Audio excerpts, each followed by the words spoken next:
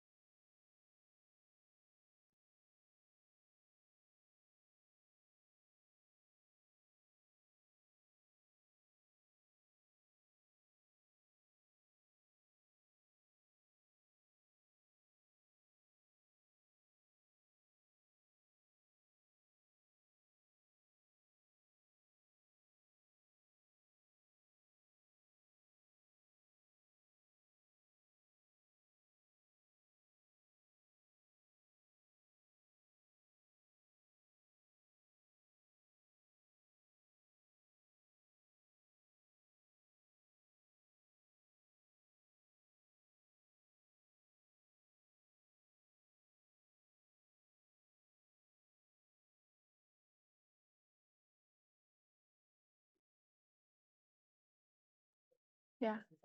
Testing, testing. 1, 2, 3. Can we hear me? Awesome. Hello, everyone. It is 4 p.m. Pacific time. We're going to get started. Thank you all for joining us. And wow, what a turnout. We are so excited to see all 500 seats filled today. And a very special welcome to everyone joining us from around the world and also on Facebook Live and YouTube Live as well. We're so glad you're here with us today. And before we get started, I just wanted to remind everyone to set your chat from host and panelists to everyone in the Zoom webinar so we can all be part of the conversation today. And if you're watching from YouTube or Facebook, we'd still love to hear from you. So please say hi in the chat, in the comments, and like our video. And now I'd love to get to know you all a little better, so I have a few fun questions. First, how many of you are brand new to eLotus and this is your very first webinar with us? Type first in the chat if this is your first webinar with eLotus. Welcome, welcome Christina, Lara, Natalie, Emily, so many people. Francisco, Ariel, John, Jia, Shannon, welcome everybody, welcome. We're so glad to have you with us today. And if this is not your first webinar with us, we want to know how many years you have been with us. Could you type in the number of years you've been with eLotus, have been with us and been learning with us in the chat room? 15 years, 20 years. Wow, there's so many. 30 plus. 18 years, 25 years, 14 years, 26 years. Amazing. Over 10 years, 25 plus. This is my 75th year. Wow. Awesome. Welcome. And thank you for being in the eLotus family. And second question I want to know, how many of you have heard of Bagua Scalp Acupuncture before eLotus has announced it? If you have heard about it, type yes in the chat.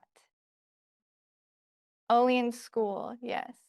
And if you are completely new to Bagua Scalp Acupuncture, never heard about it before until today, type new. Okay, looks like we have an even distribution of people familiar and also people new to Bagua Scalp Acupuncture. Awesome. Well, you are all in for a treat today because we are about to introduce you to a complete clinical system that could completely change how you approach back pain. My name is Myra Chen and I'm your host and moderator for today's eLotus webinar. And here at eLotus, we have been hosting educational courses for over 3 decades, and we are proud to be your trusted source for premium CEU content with over 200 speakers, 900 courses, and 3,000 hours of CE. We truly appreciate each and every one of you for joining us today from around the world. And today's free webinar is made possible by our sponsor, Evergreen Herbs. We want to take a moment to sincerely thank Evergreen Herbs for their continued generosity and commitment to supporting the TCM community. Because of their sponsorship, not only is today's class completely free, but we are also thrilled to offer 2 free CEUs to all Zoom attendees. Evergreen Herbs has always believed in investing in practitioners and elevating the quality of care we bring to our patients. And today is a perfect example of that. We are truly grateful for their support. And today's class is Intro to the Complete System for Back Pain, Bagua Scalp Acupuncture plus 12 integrative protocols. We're giving you the first look at a complete clinical system designed to change how you approach these cases for good.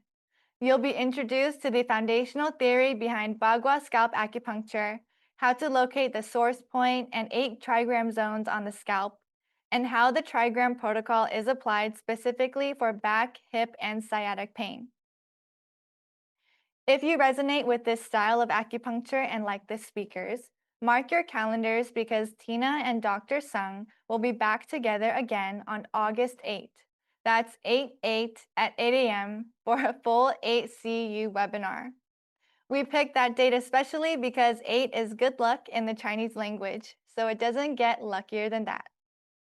and this is going to be an incredible special day of learning that you will not want to miss. I'll be dropping the registration link in the chat room shortly so you can save your spot. And if you're a Gold Pass member, remember you can attend our webinars for free.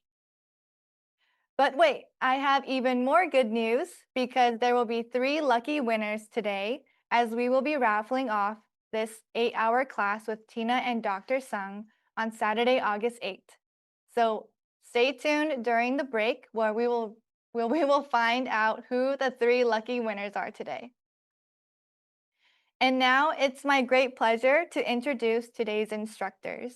Many of you already know Tina through the incredible masters she has helped bring to our community over the years, including Dr. Kai-Feng Diao, Dr. Richard Tan, Dr. Li Chun Huang, Giovanni Machiocha, Chuanmin Wang, and more.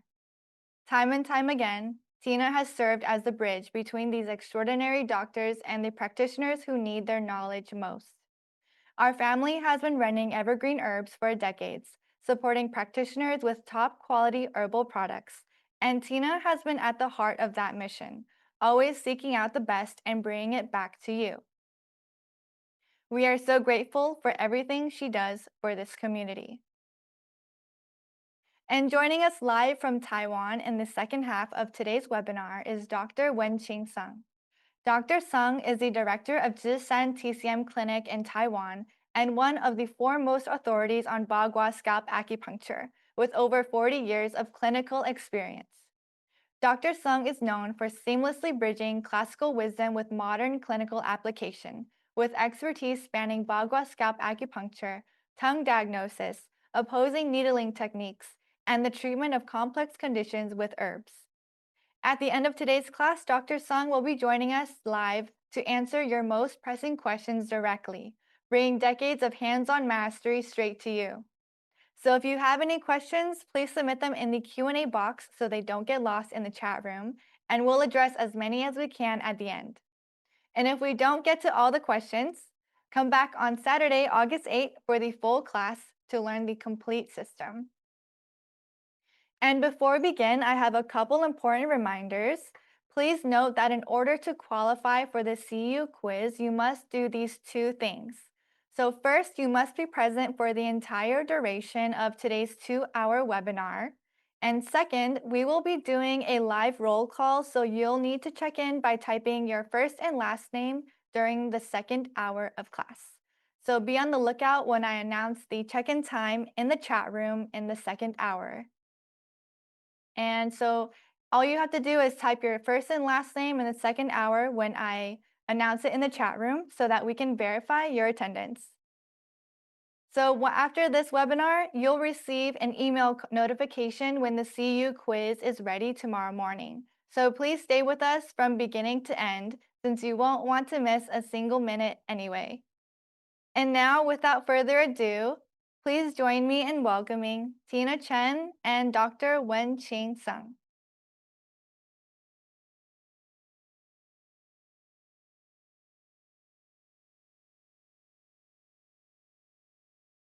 Hello, everyone. How are you today? Thank you for coming to my class today on Introduction to Bagua Scalp Acupuncture. So this is a intro to let you know there is such a thing as Bagua Scalp Acupuncture. Bagua is from the I Ching. It can be applied medically. It can be applied to do feng shui. It can be applied to tell your fortune. Many different ways. It's part of the Taoist tradition. And in terms of applying it to the Chinese medicine, I have recently, in the last few years, been fortunate enough to meet a doctor. His name is Dr. Song Wenjing in Taiwan, where E. Lotus had a Chinese class with him a couple of years ago. And I thought it was very fascinating, very effective. And I have not seen something that works that fast since Dr. Li Chun Huang did her ear auricular demo on treatment of pain and internal medicine disorders. So I thought I would lecture in English, introduce this brilliant method to you. and also give you a little preview on the classes that are to come. So this is more of just a little introductory class to let you know the basic backgrounds of what it is, where it came from, and what it could do. All right. So in the lecture notes, you see is my teacher, Dr. Song, and also me next to him in the clinic. I was able to follow him in he's retired actually, but one of the clinic who's a good friend of his didn't have a lot of good business, so they asked him to come back to see patients. So he is in the clinic I think one afternoon each week, and he sees about 40 patients. So rest of the time he sees his patients occasionally at home, having the good retired life. So he's still working. A Chinese medicine doctor never retires. The older you get, the more value you have, because you're an old doctor and this is an experienced medicine. And when I first started some 30 years ago, nobody wanted to see me because they just want to see my dad. Nobody wants to see a young doctor because we just don't have enough experience. And anyway, so this class today is a class that I would like to dedicate to my dear mom, who inspired me to learn more about scalp acupuncture. I learned about Dr. Zhu's method, a few years back, Dr. Zhao's a little bit, but I never really paid too much attention to it because I'm more of an herbalist than an acupuncturist. But because in 2023, she had a stroke, and I was a close friend, good friend with Mo Yi, who is the #1 apprentice for Dr. Zhu. She gave me a list of what to do during an acute stroke attack. So I follow her advice when my mom had the stroke. And when I first saw her looking like she was having a stroke, I immediately bled her ear, needle some of her scalp points as instructed by Moi, Dr. Zhu style, and then let her rest, bled her Jingwell points, and then I called 911. And when the paramedics came, I would say around 10 minutes later, 15 minutes later, my mom was 90% okay. She wasn't having the drooling of the drooping of the face, and then half of the body was already almost back to normal.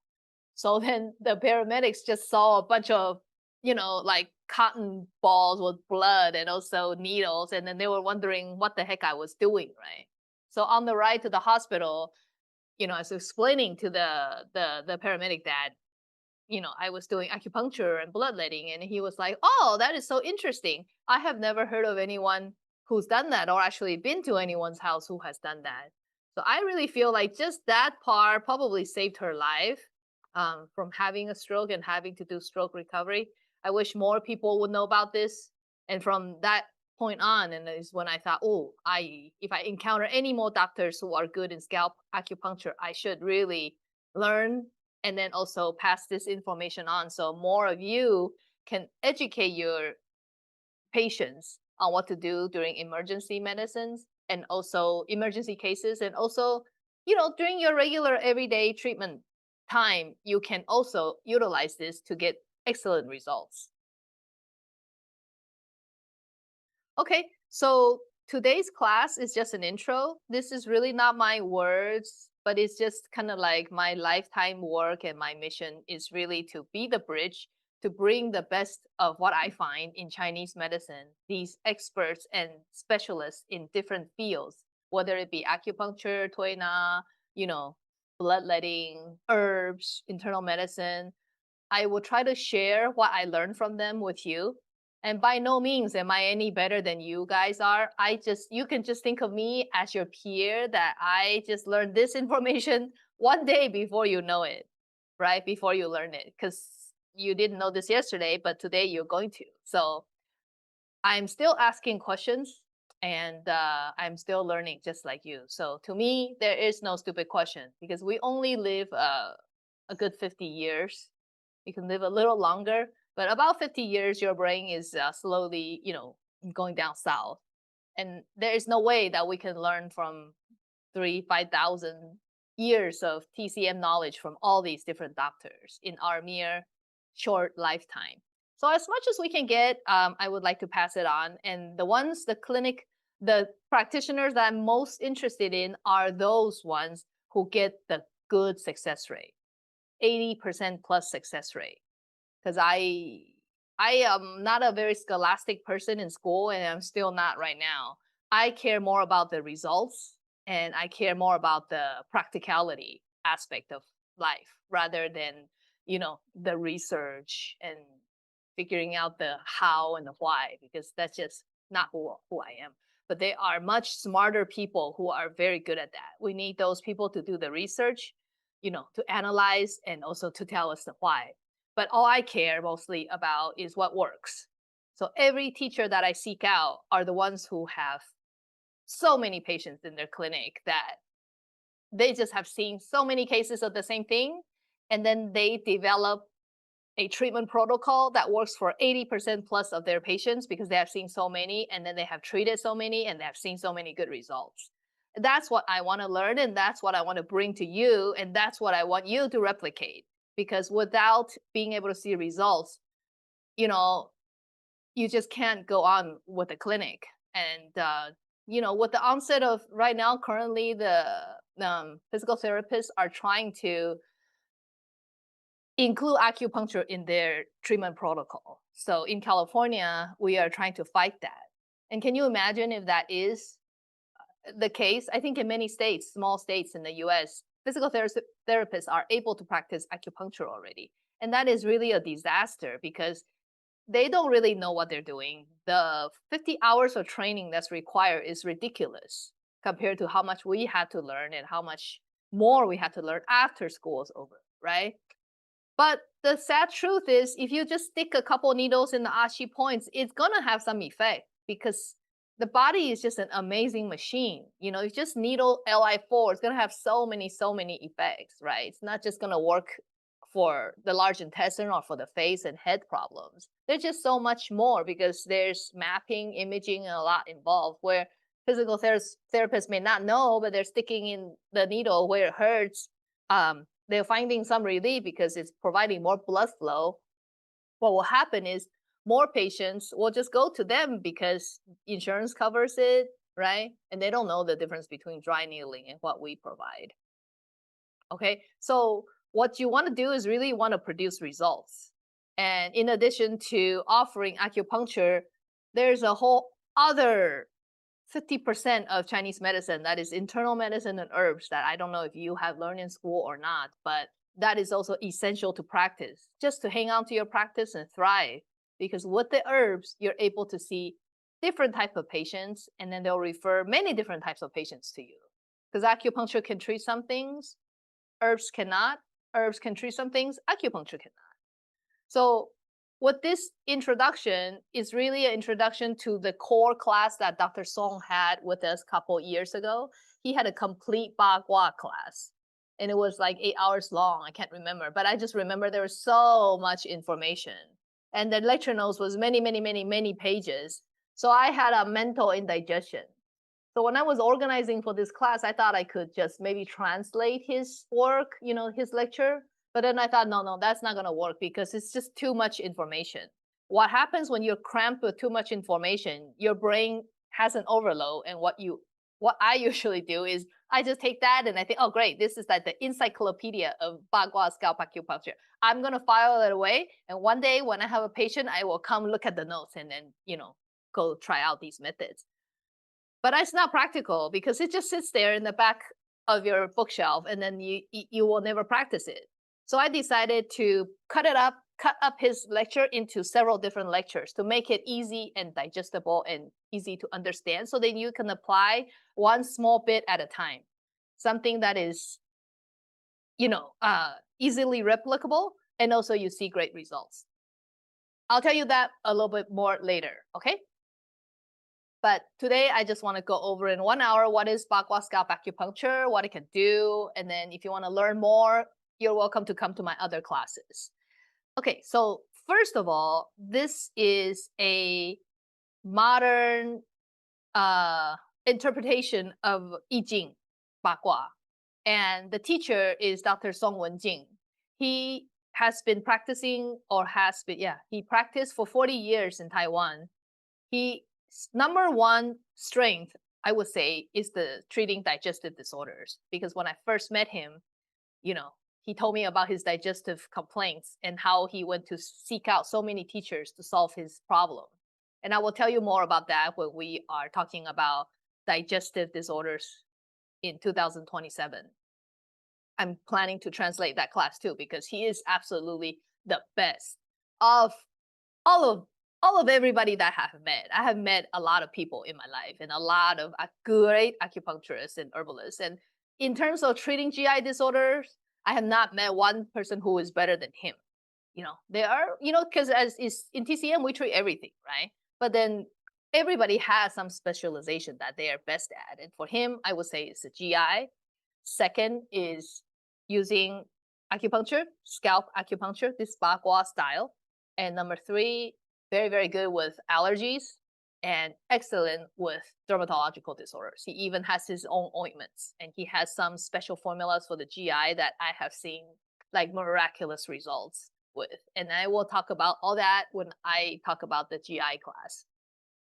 Okay, so the origin of scalp acupuncture, it originally started when there is a first classical reference about the scalp region and the systemic connections. So that's in the Huangdi Neijing.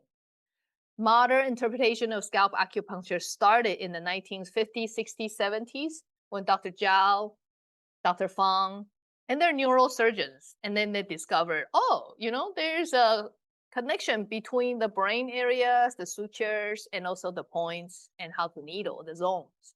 So that's when it all started. In 1997 is when Ba Gua Scalp Acupuncture started in China. And it started with Dr. Liu Bingquan, Dr. Liu.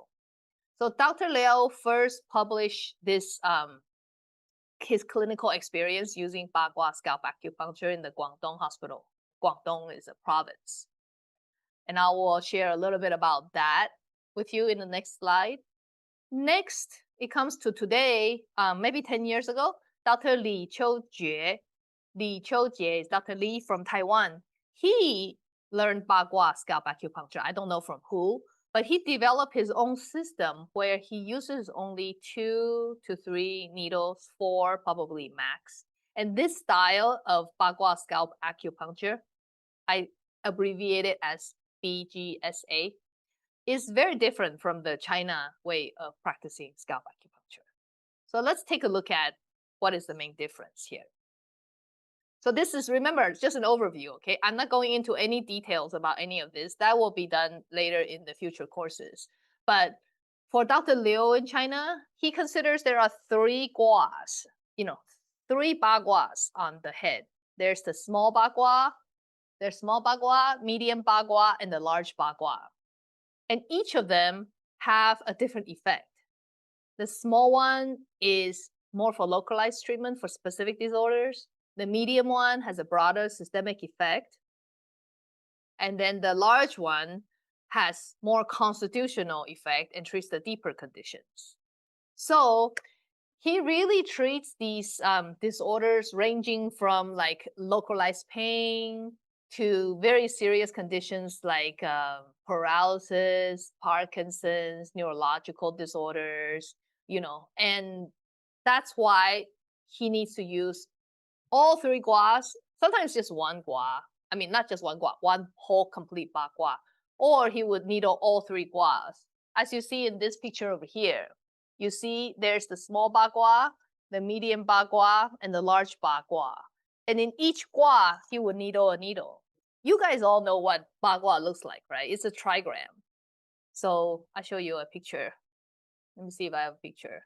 For those of you who don't know, okay, here's a Ba Gua, right? So you put this Ba Gua on the head, and each of the gua is 1 needle. So what he's doing here in his Ba Gua is in each of the gua, he's needling inward towards the source point. And we'll talk about what is the source point in a bit.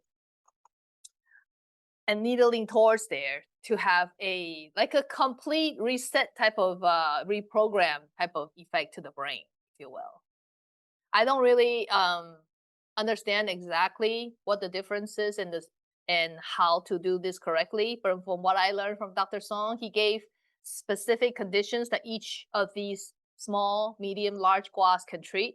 and that will be in the lecture notes for the complete Bagua class in the future. But this is just to show you that there is such a thing, that they do this much needling, and it looks like what it looks like on this picture.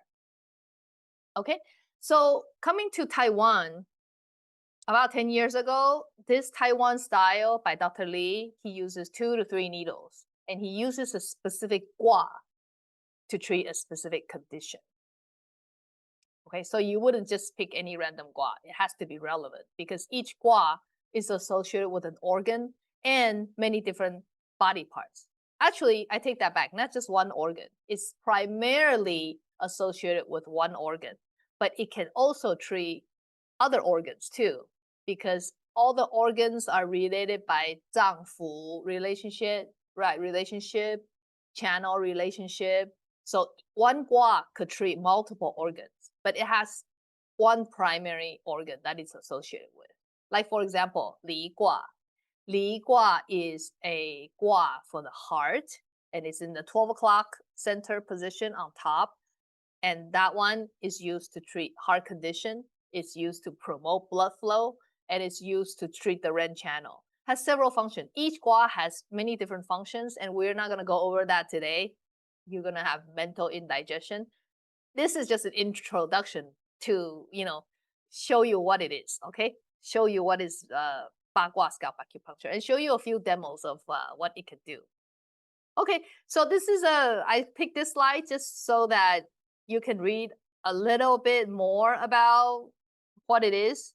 The description says the I Ching describes how the cosmos evolves from Taiji to Yin Yang, and then to 4 images, and then the 8 trigrams, and 8 trigram then develops into 8 times 8, 64 different patterns. So in Bagua Scalp Acupuncture, there are different ways to needle those 64 different patterns, but that is very, very advanced. I didn't even learn that. And Dr. Song, in his class, taught the most commonly seen gua combinations and which needle to use for specific condition that we usually see in the clinic. But he didn't go over all the 64 gua. But for our purpose right now, for you, is just to understand, oh, okay, there are 8 guas that you can put on the head. Where would you put it on the head? And which gua is to treat what is for subsequent learning. Okay, so Dr. Song then learned from Dr. Lee these Bagua scalp acupuncture techniques. He also does body needling. He also, has learned from the other scalp teachers. And then he also does regular acupuncture channel needling and also master tone needling. So before we begin to talk about the Bagua in a little bit more detail, I want to share with you and let you see how fast Bagua scalp acupuncture can work. So let's go over demo 1 and case 1 right now.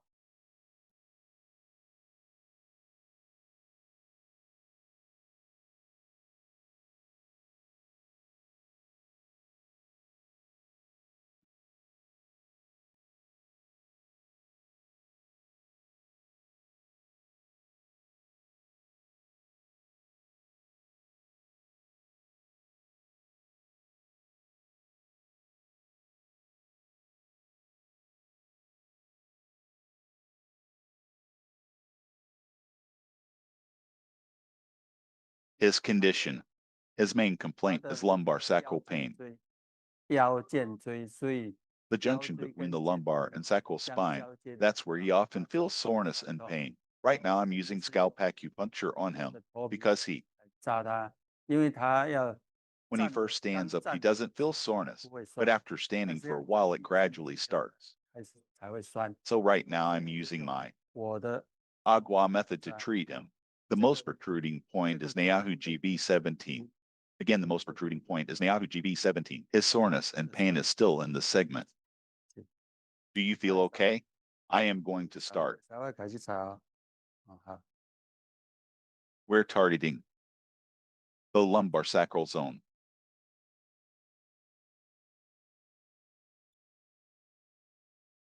Please bring me 2 more needles. Gauge 30 and 1.5 cun, please. His white hair makes it harder to see clearly. That's fine. This is the stimulation technique. 这个叫运针。 When stimulating, use the thumb to press down firmly. 压住。 Press and hold it. Then with the right hand, 好，去接。然后用这个右手， press the needle up and down along the scalp. 哦， Up and down. Stimulate 10 times. 就是 It's not painful, right? Scalp acupuncture doesn't hurt. Not necessarily. If your position is off, it can be very painful. All right. 那边 Do you know Dr. Carl Tai, a scalp acupuncture doctor? He is my teacher. 他是我的老师， This is what he taught me. 这个是他教的。 Do you know that his health is declining? He passed away already. Oh, 2 years ago we came to record him practicing scalp acupuncture now on elotus.org. This really won't hurt much. 这个也不会很痛吧？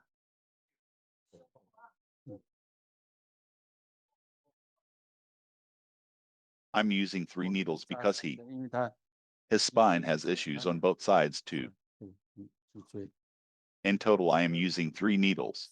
对， Actually, 1 needle is already effective. Let him stay still. This will work. Like this, guide it smoothly and it won't be painful. 不会痛。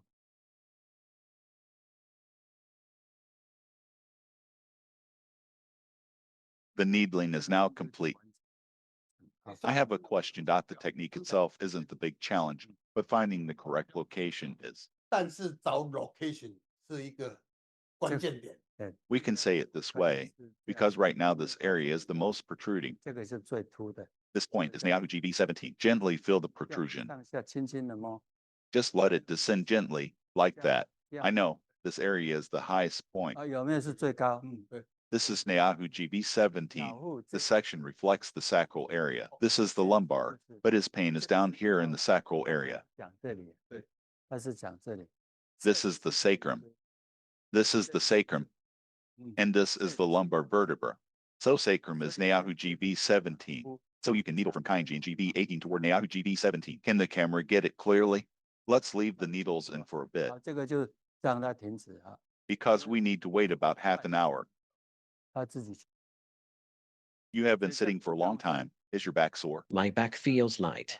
不轻伤了，但是按摸换一个同样姿势不能维持。对啊，尤其你这种最先扎的，没有写病历，没有。 The reason I wanted to leave the needles in for so long, 叫他留针留很紧， retaining it for a long time, is to tonify the kidney gradually, slowly. 就慢慢给他 This is the lumbar sacral zone. So after retaining it for a period of time, 留一段时间以后，他腰就轻， we'll definitely feel relief, but it won't necessarily resolve completely right now. 不是现在就好。 But as long as he feels some relief, that's good. 好，你再看，如果叫把人碰他那样，碰他。没有了，这差差。 How about it? Any change? How is the pain from 1-10? 好几分 Right now, there's no soreness, no pain at all. 都不动哦。 Before treatment, I had back pain and paraspinal back pain, soreness and pain. After the treatment, I have zero pain. 完全不动，那就是100了。哦， The area that was bothering me is now completely pain-free. Okay, that's not bad.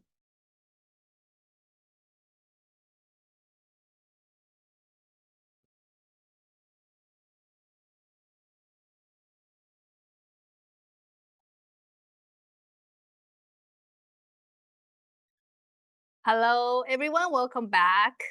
I hope you found that clip interesting and you see how fast that it can work. I like this style because it's so practical. Patient can just be sitting in your waiting room for you to needle this. You don't really need a bed. They don't need to undress and change. And, if you have a lot of patients, it's a lot of waste of time. This is just so efficient and so fast that there's no reason why not to practice it, right? If you can have this as part of your protocol, it's one more option for patients who don't respond to other, treatments. Okay, so let's go on to chapter 2. We're going to explain Ba Gua a little bit in detail, but not so much either, not to confuse you. Okay, so there are 8 trigrams. I list them here for you. And in Chinese, there's a way to memorize this in a little song.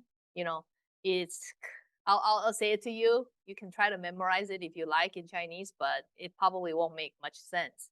It's 前3连坤6段离中缺坎中满正养于艮腹脘对上缺巽下段. So I memorized that maybe 10 years ago, but I still need to think about it because I need to think about, okay, so what does that gua look like? How do I draw that? And then also, where is it on the Ba Gua chart?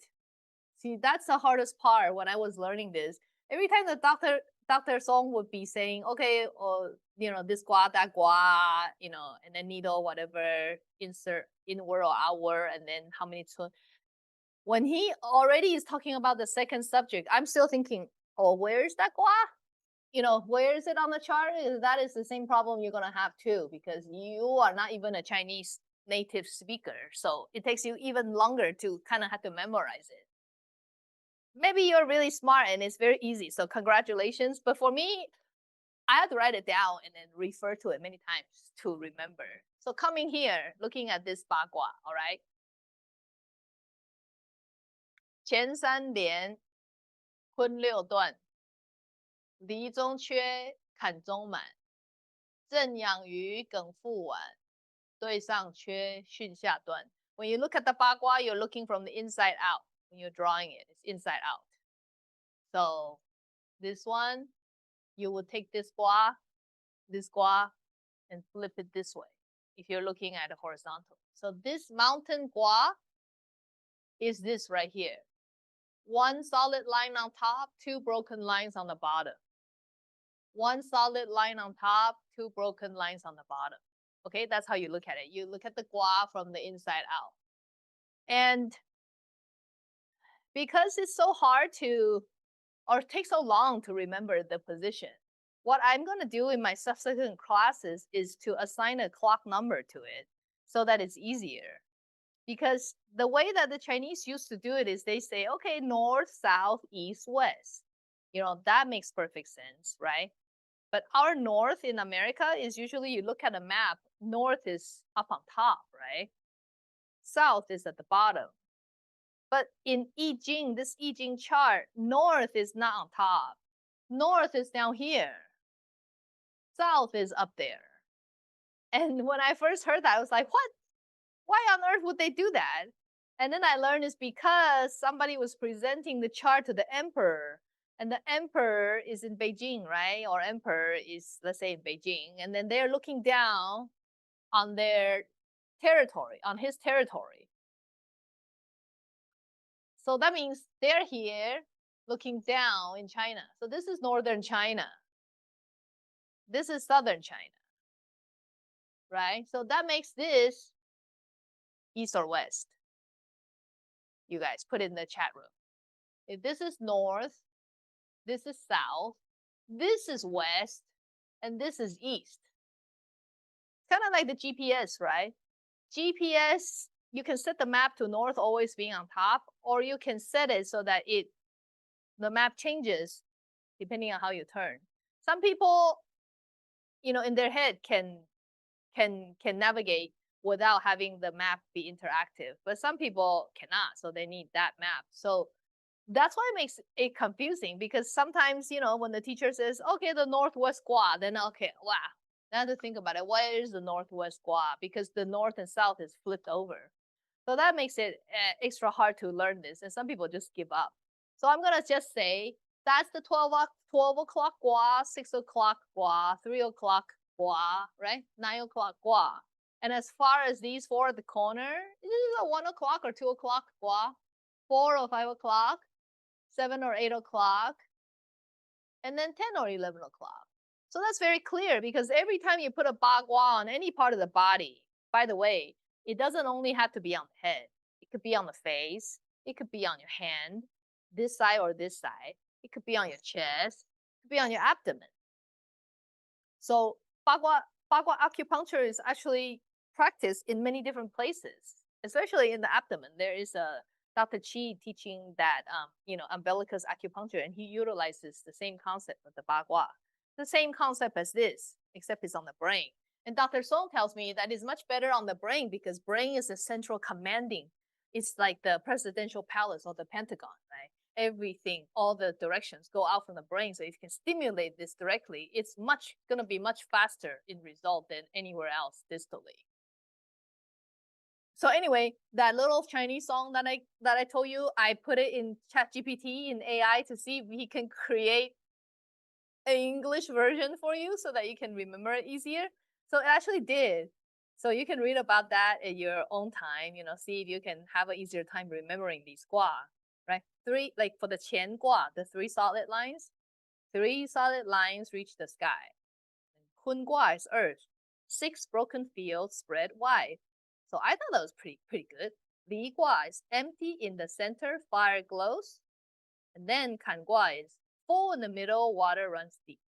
Anyway, so it's kind of helpful if you like to use this. You don't have to. You can memorize it or print it out, put it next to your treatment table. And then, if you look at it every day, pretty soon you will remember. Okay, there's more to explaining the Ba Gua, but I will do that in my classes to come. And I am going to have 3 classes on Ba Gua. One is on treatment using Ba Gua to treat back pain, hip pain, sacral pain, sciatic pain, basically the back. One is on treating neck and shoulder pain and headache, this area, using the Bagua Scalp Acupuncture. And the third one is going to be on arm and legs, not shoulder, elbow, wrist, fingers, and knee, ankle, and toes. So treating the joints. I broke it up that way purposely so that you don't have that mental indigestion that I had. This is just too overwhelming. Don't want to even go back to look at the notes. It's all there. I feel like I can go back to look anytime, but it's easier if I present it to you this way. Because after you learn from that class, right away the next day you can practice on your patients.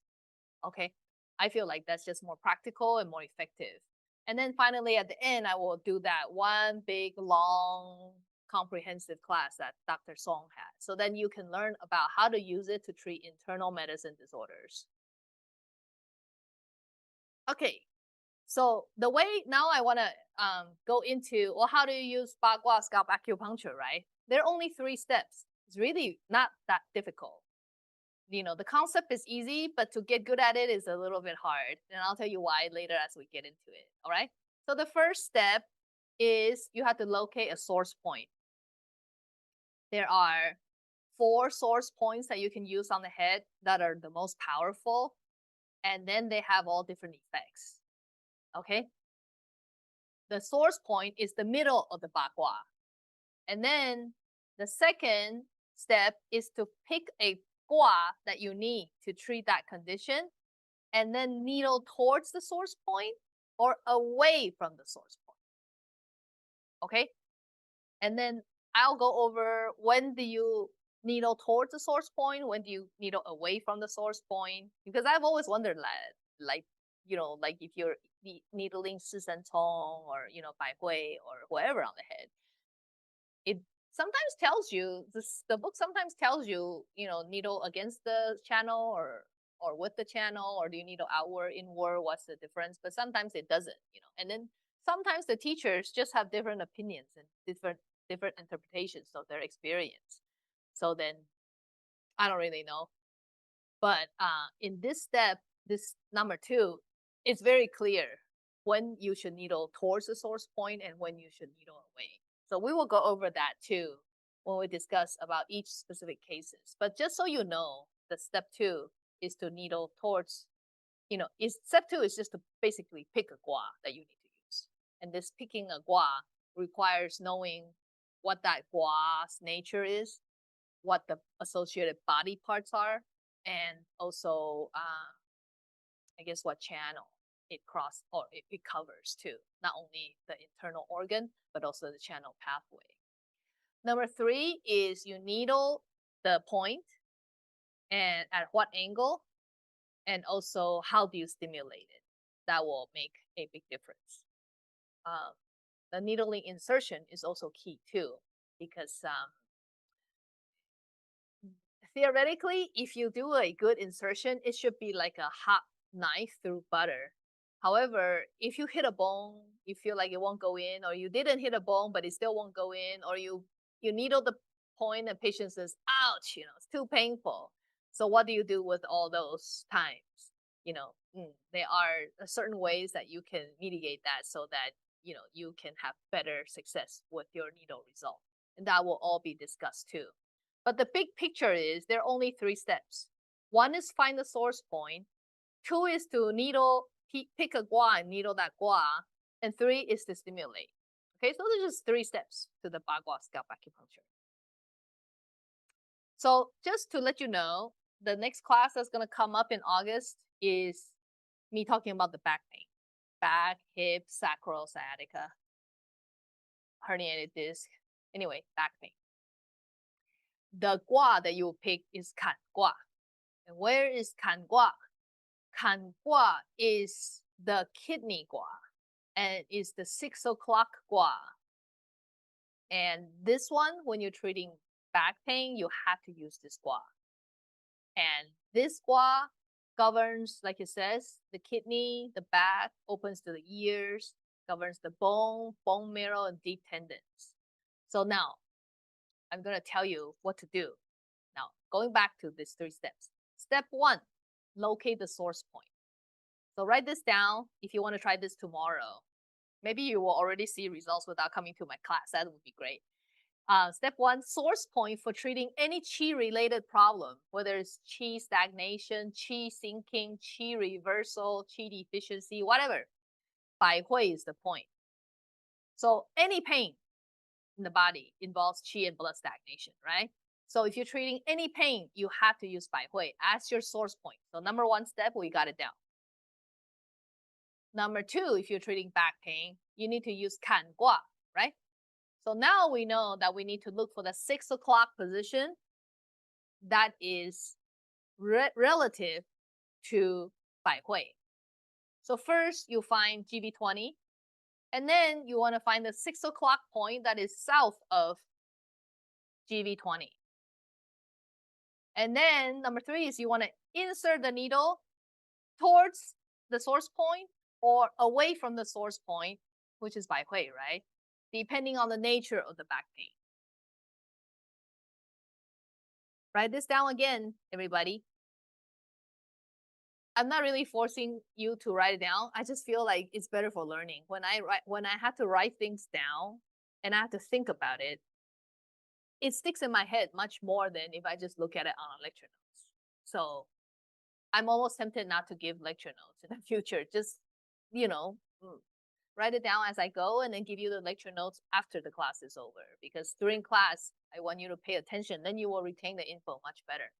So coming back to this, write this down. If you are dealing with weak and deficient type of dull, achy back pain, you need to needle towards the source point to tonify the kidney. If you're dealing with acute sprain and strain, acute injury, severe acute pain, sharp pain, you needle away from the source point to sedate. Okay, so needle towards the source point is to tonify, away is to sedate excess. It's that simple. However, when you get to a little bit more advanced level, it's not only just tonification and sedate. You also need to consider where's the condition in order to factor this in too. Factor in whether you should tonify or to sedate. I mean, not to tonify or sedate. You need to needle towards the area of the pain or not.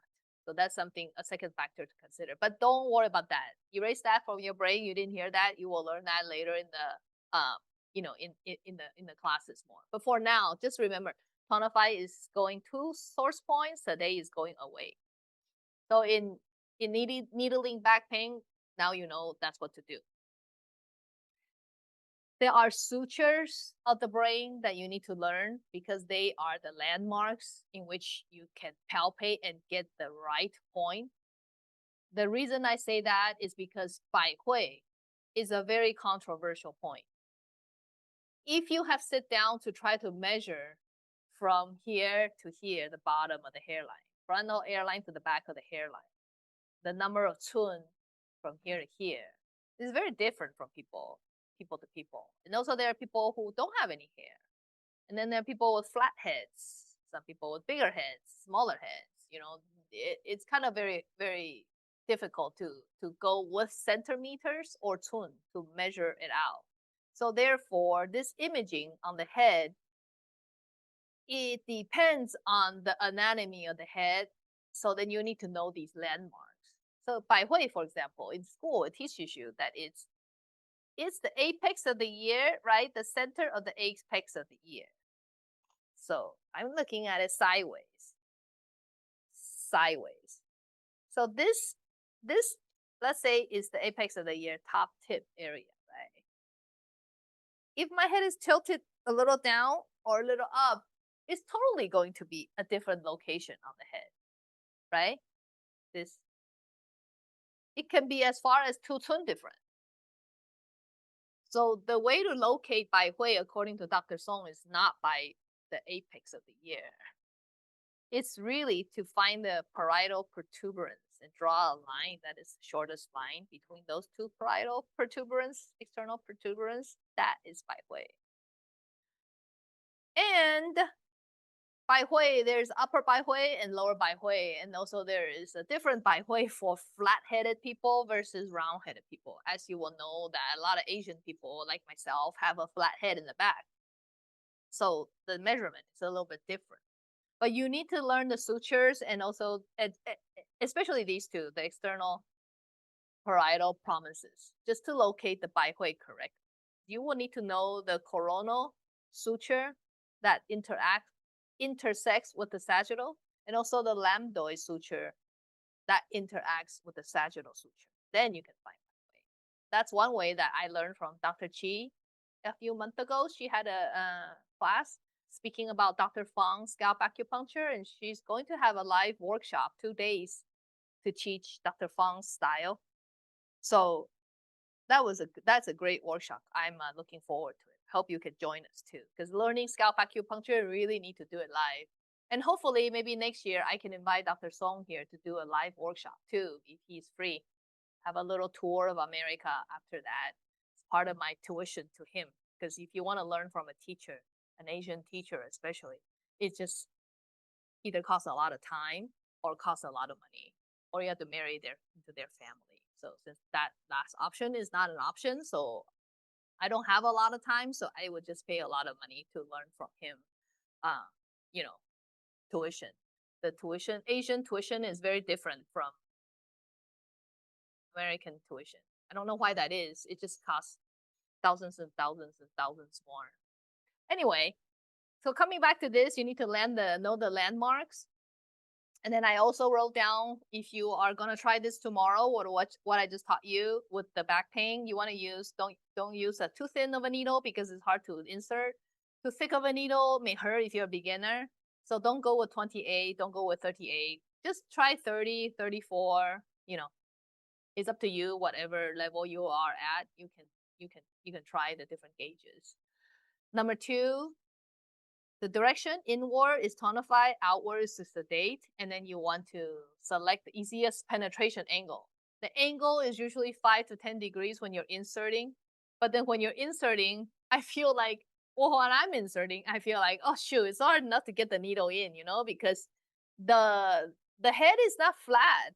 So when you're needling, you can easily say, okay, I'm gonna go in, okay, 5 degrees, okay, 5 degrees. That's easy because this is all flat, right? Okay, 10 degree or 25 or whatever, or right along the skin to thread. But on the head, scalp is a little bit different. Here's my friend here. Look at this. If you're needling let's say you found Ba Gua here, right? And then you found the 6 o'clock point here.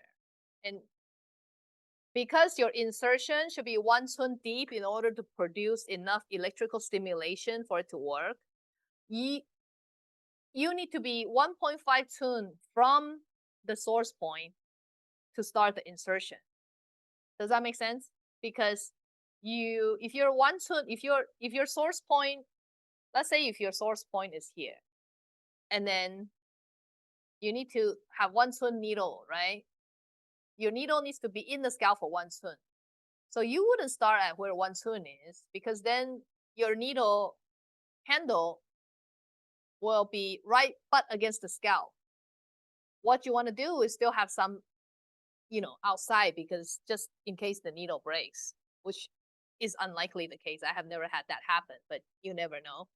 So if the source point is here and you need 1 cun in, then you start the insertion at 1.5 cun, and then you go in. So what I'm getting at is here, the scalp is not straight. The skull is rounded.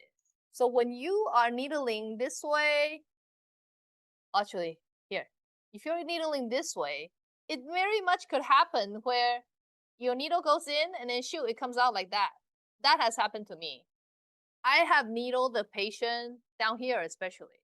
I'm going in and thinking great, but then, oh my God, the needle came out. You know what I'm talking about? So there is a technique involved. You need that cotton ball to not only stabilize your needle, but also to help guide the needle in so that doesn't happen. So there are a lot of these little tips that I will talk about in class so that you don't encounter that. And what do you do? The patient bleeds a lot after they needle, you pull out the needle, etc. So that's all in the later classes. Today's is just a general introduction on what it is, okay? Let's go on to the third one. It says depth. Depth is 1 cun, 1.5 cun for larger heads, and 2 cun if you're threading 2 guas. That is just to tell you that there is such a thing as threading 2 guas. You can kill 2 birds with 1 stone with this method. You don't need to use that many needles. It's great. And then we'll go over that in the comprehensive class, how to use 2 guas to achieve, with 1 needle to achieve the same result. Number 4, the angle, we talked about the angle, is right along, threading along the scalp. And number 5, the stimulation. The stimulation, he learned, Dr. Song learned from Dr. Carl Tai. Dr. Carl Tai is a scalp acupuncture specialist that is a family friend. We visited him, I can't remember, back maybe 5, 6, or 7 years ago. We went to his clinic, recorded him 2 weeks straight in many different demos and cases in his clinic. And he treats mostly neurological and scalp stroke patients. So we were able to document how he does it and then what is the style of stimulation. Because Dr. Zhu's, Dr. Zhao's, Dr. Tai's, I think the stimulations are all slightly different. Dr. Fang's is different too. I think Dr. Fang doesn't do any stimulation. They just use the flying needle technique and then many needles, and that's it. Dr. Zhao, I believe, is stimulating 200 times per minute each point. And I think that's a little excessive because that's very tiring for the practitioner. He could do it, I think, in China because maybe because he was young or maybe because he has a lot of assistants. Because in China, when you are the one, the main chief doctor, you have so many assistants helping you with everything. All you need to do is just do the needling and everybody will take care of everything else. So maybe that's why, because I cannot see that being practical. 200 stimulations manually per minute per needle. Oh gosh, right? Imagine if you only did 4 needles. 4 needles times 200 per minute would be 800, right? 800 times. And that's just a stimulation of 1 minute per needle. And do you do that once or twice in that 30-minute treatment? And then how many patients do you have a day? 10 patients, your wrist is going to break in a week or a month. So anyhow, whatever method you like, that works for you is great. But for this style, we're doing the push and pull method 20 to 40 times. And also electrostimulation too, Dr. Tai. But I've never seen Dr. Song do electrostimulation because most of the time when I saw him treat, he just left the needles in for internal disorders, and for pain, he would stimulate and he would let the patient rest. He doesn't use the electrostim. Okay, chapter 4. There's some tips and contraindications for Bagua scalp acupuncture. So these tips I will go over more in detail in the big class. You know, these are the tips. If you hit a bone, what happens? How do you achieve no pain insertion? What if you have a stubborn scalp or a very thin scalp? You know, or you can get it in, but you cannot get it in one soon. Then what happens? You know, so things like this I will talk in the future classes. But if you can, you know, do it pain-free, and then it can be very smooth, and you can already get results tomorrow for back pain, good for you. You're gonna excel in this technique. All right, next is contraindications. In depleted states, extreme physical state, when they're too excited or too sad, too emotional, or they're intoxicated, or they have high blood pressure, or they have any kind of infection on the head, they have any opening, or they just recently had hemorrhage. There's more contraindications that we'll talk about also and more in detail in the upcoming classes. All right. This idea, I just want to let you know because there is such a thing and it's very interesting. I have never heard this before in my life until I learned from Dr. Song. You know how the yin yang it circulates, right? So later, after you know more about Bagua acupuncture and how to select multiple guas to treat different problems, like we just learned, I just taught you how to treat back pain with one gua. But there are some times, like for example, 水火既济 gua, the harmonizing of the fire and water gua, right? That's the 天王补心丹 syndrome. That one requires you to needle the 12 o'clock fire gua and the 6 o'clock 坎 gua, the water gua. So that will be this one and this one, these two. And then this side is yang, this side is yin, right? Because this symbol here, white is yang, black is yin. So the Tai Chi symbol is always circulating like this, right? So what he's saying is later on when you get a little more advanced and you're learning how to use 2 gua at a time, when you are needling, the needles needs to, what's the word? Like promote this yin and yang clockwise circulation in order for the disease to heal. So what does that mean? That means this.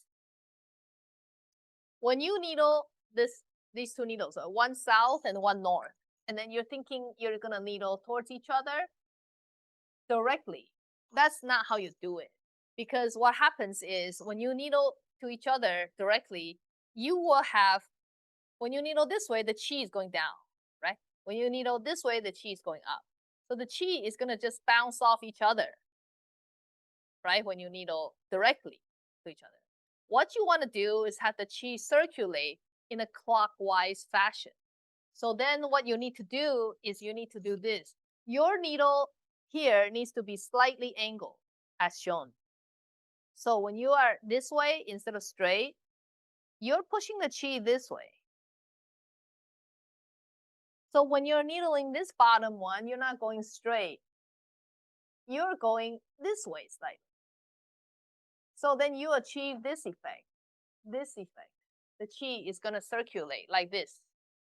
So when the qi circulates like that, it circulates like that on the head and then downwards all the way throughout the body to your feet. So circulates clockwise fashion. Does that make sense? That was a fascinating idea when I learned it. And I thought, oh, wow. It sort of reminds me of when I learned Dr. Tan, you know, with him picking the points, yin yang, right? He would needle one yang channel on the right hand, one yin channel on the left hand. And then on the left foot, he would do a yang channel. On the right side, he would do an yin channel. So there's yin yang, so then it circulates this way. Still, same thing, clockwise. But this one on the head for Bagua is circulating this clockwise by using this needle. So it's very interesting. You know, at the end of it all, these masters, they all come to sort of a very similar conclusion. Because this yin yang and Bagua really covers it all. Yeah. All right. So we finished our first half of our 2-hour webinar. And so now we're going to take a quick 10-minute break. So we'll come back at 5:17 p.m. Pacific time. And be sure to come back a little earlier. So around 5:14. Because we will be doing our raffle and we will find out who will be the winner of, or 3 winners of Tina Chen and Dr. Sung's 8CU webinar coming up in August. So we'll see you in about 5 minutes.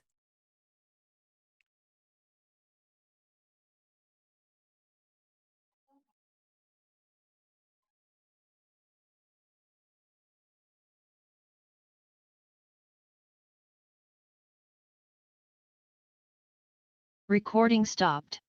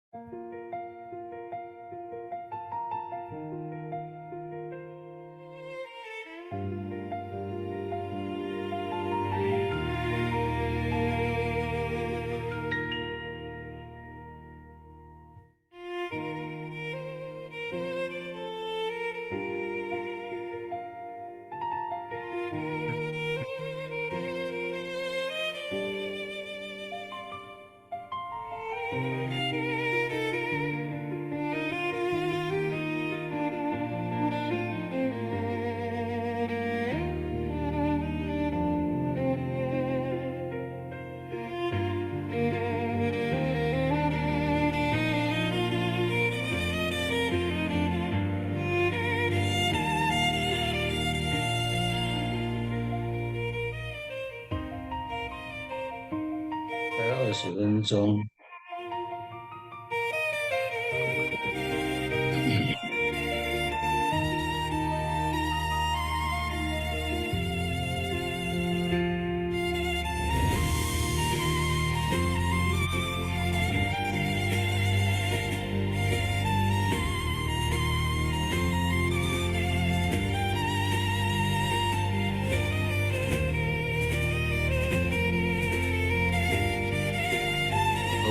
有时候比较好，没咳嗽了。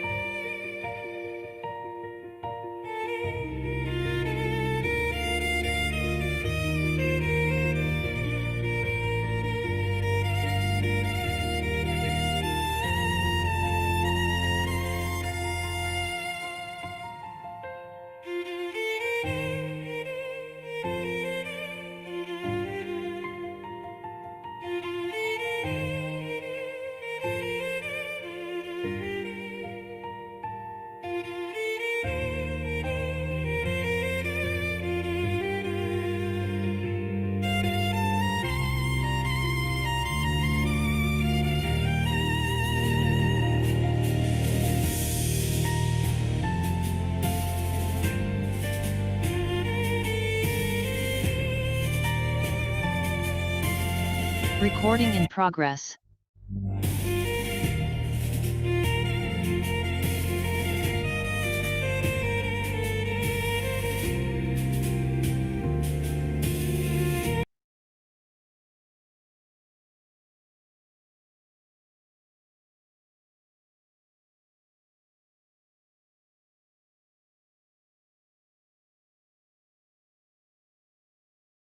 Welcome back, everyone. Hope you had a great break.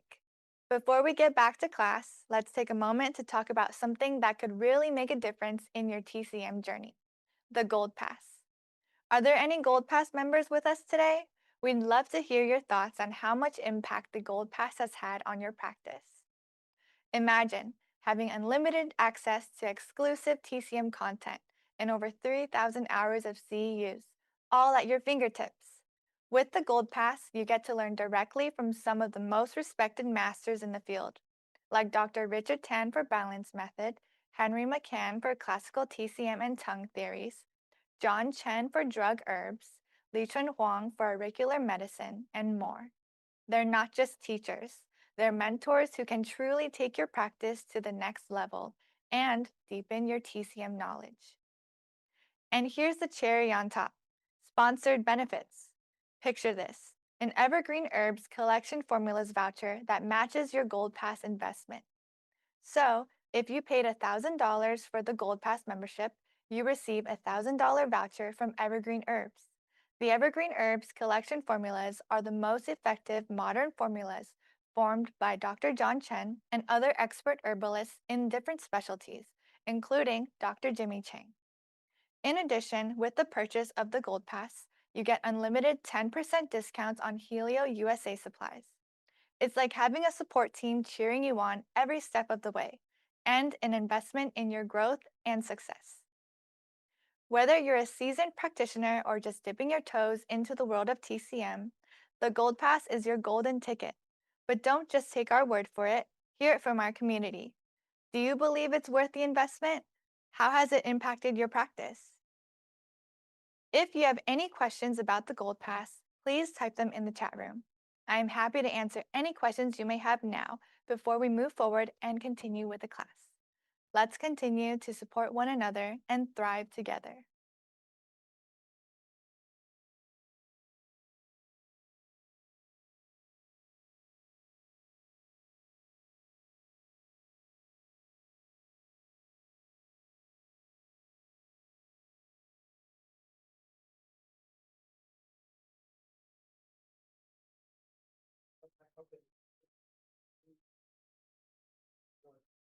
Testing, testing, 1, 2, 3. Okay, awesome. Thank you to everyone who's joined into our webinar today, and also thank you to our Gold Pass members as well. And remember, if you are a Gold Pass member, you have access to all of our upcoming live webinars and majority of the on-demand, excluding special events. But you will have access to the upcoming August 8th webinar with Tina Chen and Dr. Sung. And as a sneak peek, you will also have access to Tina Chen's Ba Gua Scalp Acupuncture series next year, which will include at least 4 to 5 HCU webinars. So you'll become a master of Bagua Scalp Acupuncture in no time. And now we will start with our raffle. And this is our way of saying thank you. So we are giving away 3 lucky winners the complete ACU webinar on Bagua Scalp Acupuncture for back pain, plus 12 integrative protocols on August 8th, 8 to 5 p.m., 8 CUs. So if you are the winner, please make sure to email me to redeem your prize. And my email is info@elotus.org. All right, are we ready to go?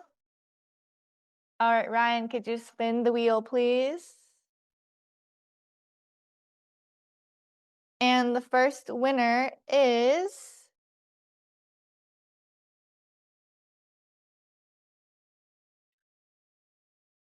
Julie Falk. Congratulations. Yay! Okay, now let's find out the second winner. All right.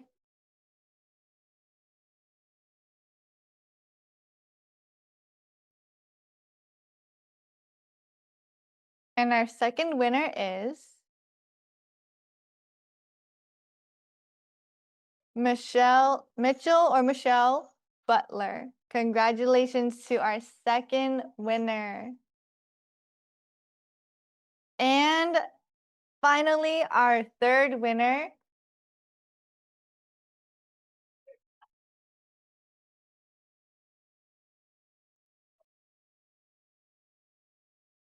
is Nevin Turk.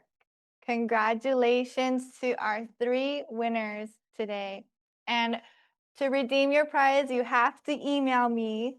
So you can do so this week before Friday. And then we will activate your registration. So congratulations to everyone. And now let's get back to the second hour of class. And Tina will continue her lecture. And then for any questions, put it in the Q&A box. And then Dr. Sung will join us. He's already online, but he'll join us to answer your questions. And if we go over time, you are welcome to stay. And everything will be recorded if you have to leave at 6 p.m. And so just be sure to stay till at least 6 p.m. And then we will have the quiz ready for you if you qualify tomorrow morning. All right, let's get back to class.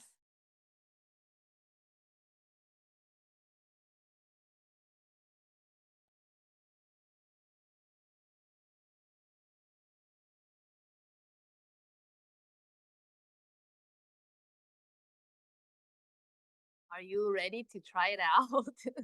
You can try out back pain first and treat that first. And if you see results, that's great. If you don't see results, join me in August, okay? To learn more about it.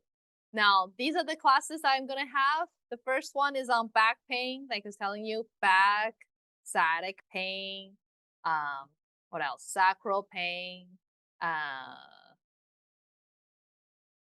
yeah, lumbar, sacral, hip pain, yeah, hip pain. Everything related to the back area. I know, I will let you know how to treat that, along with 12 other protocols that I have learned from different teachers. Some of those teachers are alive, some of them are not. Some passed away. Some are, just very famous needling styles that I have learned from books too. I'm gonna put them all together for you so that this is a complete system, including herbs too. I will put the herbs in because herbs are so important to sustain your, acupuncture treatment result, and also so much better if, for many reasons, because like I was telling you about the physical therapists, and other professions can do needling. You need to have something else in your clinic that is going to draw in patients. And with herbs, when I sell them from Evergreen Herbs at wholesale prices to you, you are also charging patients retail price. So you're also making extra income for you and for your family to enjoy, and basically be able to see a whole host of different types of problems too with herbs that you couldn't otherwise with acupuncture. So I will talk about herbs too.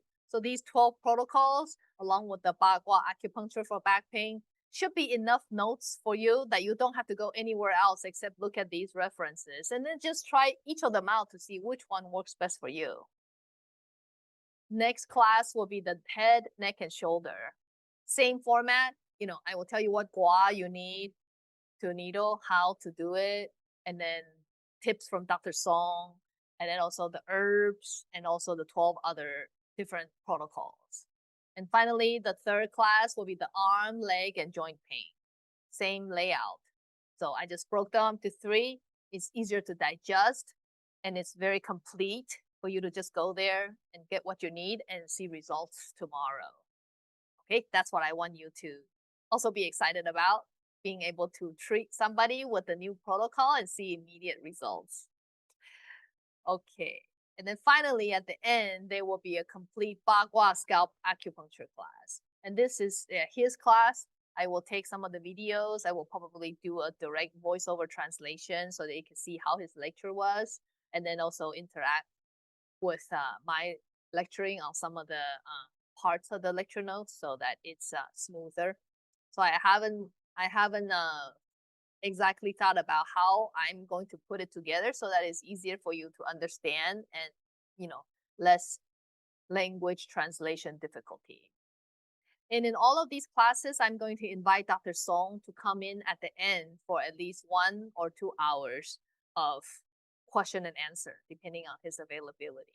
So after I lecture, you guys feel free to ask him whatever you want. He is so generous with sharing his information. And that is part of the reason why I like him, because he, once I have, I guess, spend enough time with him, show my sincerity that I do want to learn this method. I do want to help, spread his wisdom and his experience with the world.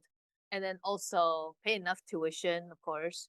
And, he's very willing to answer questions. And he's very honest too.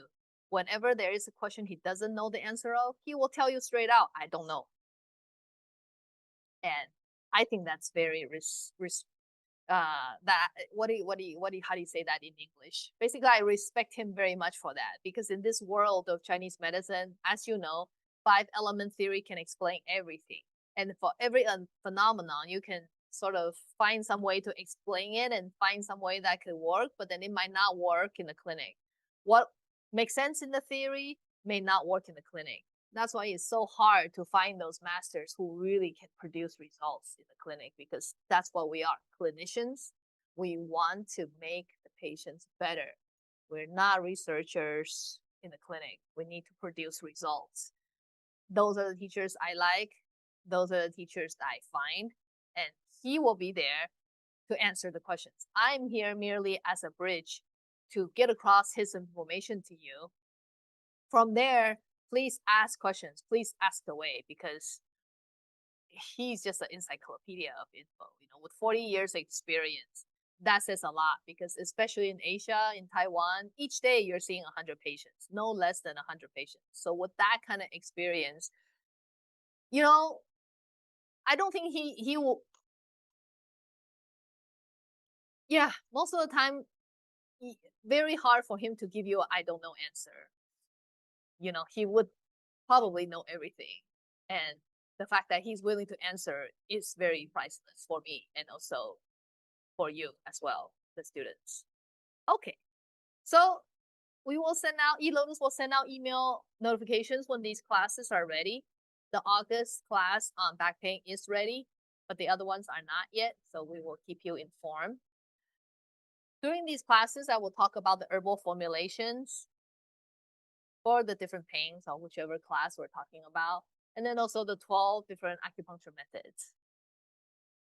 And then finally, if you think these classes are informative for you, and if you want to learn about Master Tong, you want to learn from Dr. Richard Tan, his balance method, Li Chun Huang's classes, or if you want to learn more about any other protocol, because in the last 30 years, we have come across so many teachers who are very good at what they do, Hui Na, herbs, pulses, herb-drug interaction. You can watch all of them with this eLotus Gold Pass membership.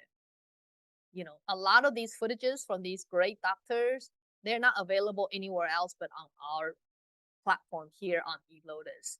So with this Gold Pass, you're able to access all these courses 365 days, and then you can review them again and again and again and again, because I had to review them again and again. There's no way you will get it the first time. And then it's impossible after the second and third time to remember everything. It's almost like you have to watch a class and then, take what you learn from it, practice on the patient, and it works for it to stick in your head, or it doesn't work for it to stick in your head. So, for example, this class that I'm working on for you, the Bagua Scalp Acupuncture class, I must have listened to his 8-hour lecture at least 10 times. And each of the demos that I'm showing, I must have worked on it. I must have watched it maybe, I would say 20 times, from the raw clip to doing the editing, to doing the proof of the editing, and then to do the translation, listen again to the voiceover if it's correct, and then finally deciding, okay, well, where should I put that clip and where is it best for you? How do I best give that to you so that you can learn in the quickest fashion and the most palatable? So there's a lot of time that went into it so that it looks so easy, but it's really not that easy when you're practicing. However, it's not impossible. You can do it. So with the Gold Pass, you're able to learn from 3,000 hours of info online. So if you're watching on Netflix and you want the dream of your practice, you should stop watching Netflix and watch this, because it will make you such a better practitioner. And I'm sure there are a lot of Gold Pass members in our class today. If you could do me a favor and write in the chat room, what do you think of the Gold Pass? Who is your favorite teacher when you're learning, and do you think it's helpful for others who, are thinking about it or don't know anything about it, and how it can help them? Because really what I want is just, people to learn more, because we entered this profession because we love it. And because we love it, we want to help people and want to have our dream practice. You really have to know what you're doing. Or you have to be very, very good at talking. You can heal patients as a psychiatrist too, listen to their problem, get into their mind and have them trust you, and their condition will get better. Or you can really be good at what you do and not have to talk to the patients that much because you have so many patients. Or you can be good at both if you want, and that would be the best, Anyhow, 师傅 versus teacher. I found this from this Shaolin temple monk. He was talking about the difference between a 师傅 and a teacher. And teacher is who can give you information. But a 师傅 gives you a path to guide you with life experience, correct you in real time, and transmit the art through the relationship. I thought that was very profound and very beautiful. So for today's purpose, I'm your teacher, but Dr. Song will be your 师傅, because he is the one with the experience, and he is the one who is going to enlighten you when you ask him questions. You guys just kind of have to pick your 师傅, the style that you like to practice, whichever teacher resonates with you. I've had teachers who are so tough that I have studied with them for a week, interning at the week, for a week. And then they tell me, okay, if you want to intern with me more, go home and read these 5 books before you come back. And I feel like that was a very legitimate request, because as we are choosing teachers, the teachers are also, the 师傅 is also choosing students. They don't want to pick the ones who have the bad morals, bad ethics, who are gonna, the worst student that a Chinese 师傅 is afraid of is one of those who just comes to learn for a couple hours and say that they're the like, I am the master tone lineage holder, #1 student, blah blah, and then they go off and try to make a lot of money from that, capitalizing from the 师傅's fame. That's the worst student nightmare of any 师傅, any Chinese 师傅. But so as they're choosing you, you are choosing them. So whichever 师傅 that you find to have, 缘分 with, 缘分 is like destiny in English, that you resonate with, the frequency is good, you don't mind them, you don't mind their strange temperament, because I've had many 师傅 that have very strange personalities, some chew my head off and call me stupid many times in a day, but then, yet they're still willing to teach. Different personalities. And I just don't mind, because I'm there for the information. I don't really care what they call me, or if they cuss a lot or whatever. That's just how they are. You just have to kind of disregard that. But if you cannot, that's okay too. I'm sure you can find a teacher who you truly respect and are very sophisticated, and also can produce good clinical results, because that's what you want. In the end, we're in practice to practice. In our journey to practice, we keep on practicing, and then we learn as we age, and we meet people as we, go on with life, and then the different teachers who are meant to be yours will pop up, and then you will become the practitioner and have the dream practice that you wish for eventually. So I wish you the best of luck. Work hard, and thank you all for coming today. And I hope to see you in the upcoming classes. All right. Thank you very much. Have a wonderful day.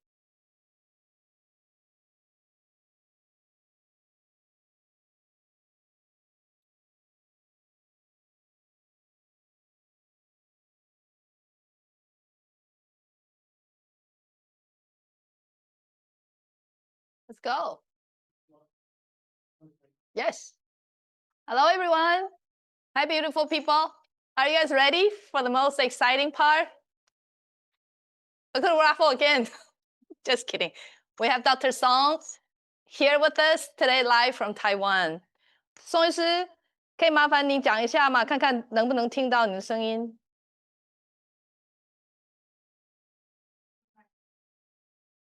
Dr. Song 听不到哦。装一下，你听得到吗？现在可以。喂 Can everybody hear me 早安 and Dr. Song? Please type yes in the chat room. Yes, yes, yes, yes. Okay, perfect. All right. 可以听得 I 到 have 啊。 already 可以，宋医师，谢谢你。我 I'm 刚刚已 already 经，你要不要先讲几句话，跟大家 hello 一下？你会讲一点点英文吗？ Hello, everybody. Good morning. How are you, everybody? 宋医师好棒哦。think he's 不会 very good. He speaks some English. It's great. He knows what I'm saying. Okay. So I had previously during class already translated your questions to Dr. Song. He already gave me the answers. So we're very efficient here. Let me tell you the answers to what he says. All right. The first question is somebody asked, can we use saran needles with the plastic tip? Will the effect be the same? And then he said, what's Japanese needle? I've never seen it before.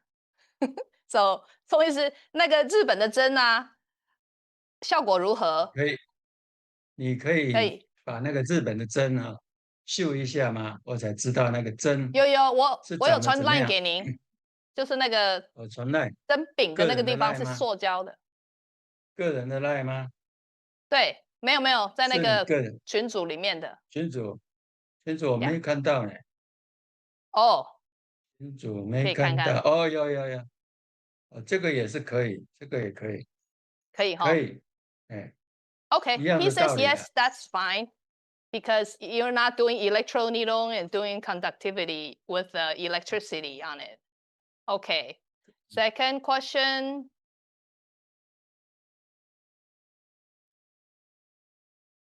那个日本的针哦，只要可以用，都可以有效的。只OK 要你用的方法是对的，针的特性也是一样，那你针下去还是可以。哦， Yeah, he says it's not really the needle that matters, the gauge and the gua that you pick and the direction that you use is what matters. Okay, second question is, how long does the effect last? The treatment effect. 哦，你是说这个治疗的那个疗效可以维持多久？这个要看情况，如果是这个是年轻人的话，他疗效是很久的。如果是这个人是气虚的，或者是有重病的，譬如说是中风的后遗症，那疗效就是比较久。但是真正有反应、有敏感性的人，体质很敏感的人，你插下去，他没有几天，他就感觉的相对比以前的症状会好很多，所以疗效OK 也是持续很久的。OK，好。He said that on young patients, you will see effect fast and the result will be long lasting. On patients who are deficient or have serious conditions, chronic conditions, like for example, post-stroke or debilitating, very, I guess, more severe patients, the result will be slower and you won't see lasting effect because they don't have the qi to rebuild themselves. He also made a note on sensitive patients. If the patient is sensitive, they usually will see effect fast, but it doesn't last as long. OK， 好，下一个。我有一个病人已经中风3年了，八卦头针能帮忙吗？So the question is, patient has had a stroke for 3 years. Can Bagua Scalp Acupuncture help? 这个中风如果是刚开始的，刚开始没有多久，比如说中风1个礼拜的，这个效果就不错。我前2、3个礼拜就是治一个这个来自于新竹的中风后遗症，他也是当时中风住院啊，住院的时候是全身都不能动，通通全身都麻痹了。